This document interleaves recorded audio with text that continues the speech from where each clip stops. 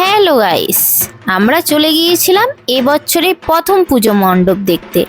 সেটা কোথায় গাইস, তোমরা কি কিছু জানো? ওয়েলকাম টু ধাদিকা যুবগোষ্ঠীর নীলকণ্ঠ ধাম।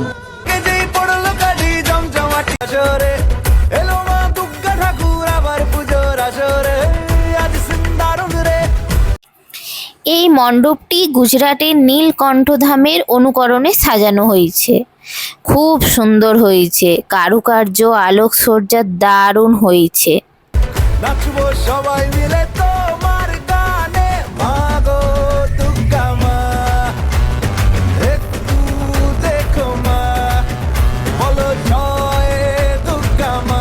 যেটি সব থেকে সুন্দর লেগেছে, দুর্গা শাড়ি বাদ দিয়ে শিবের বাঘছালের ড্রেস পরে নিয়েছে।